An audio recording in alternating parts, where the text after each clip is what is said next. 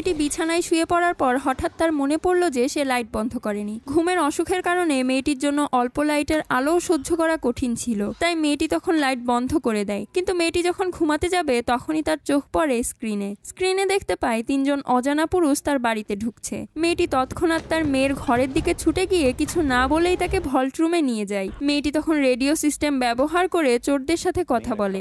মেয়েটি বলে যে মাফ করবেন, পুলিশ রাস্তায় আসছে। কিন্তু চোররা জানতো যে ভিতরে কোনো সিগন্যাল নেই এবং চোররা যে টাকা নিতে আসছে তা ভল্ট রুমেই আছে। মা এবং মেয়ের কথাগুলো শুনে চোররা তখন হাতুড়ি দিয়ে দেয়াল ভাঙতে শুরু করে। চোররা ভল্ট রুমের ভেন্টিলেশন পথ খুঁজে পায়। তারপর চোররা গ্যাস পাইপ নিয়ে এসে ভল্ট রুমে গ্যাস ছেড়ে দেয়। গ্যাস দ্রুতই ভেন্টিলেশন পাইপ দিয়ে ভল্ট রুমের ভেতরে ঢুকতে শুরু করে। মেয়েটি তখন বুঝতে পারে যে কিছু একটার গন্ধ আসছে এবং মেয়েটির নাকে গ্যাসের গন্ধ লাগে। সৌভাগ্যক্রমে তার মেয়েটি একটি ছোট ছিদ্র দেখতে পায় যেখানে তারা শ্বাস নিতে পারে, কিন্তু তার সমস্যার সমাধান ছিল না। মেয়েটি ভল্ট রুমের সামনে একটি লাইটার খুঁজে পায়। তখন তার মাথায় একটি বিপজ্জনক এবং সাহসী আইডিয়া চলে আসে। পরের পার্টটি দেখার জন্য প্লিজ সাবস্ক্রাইব।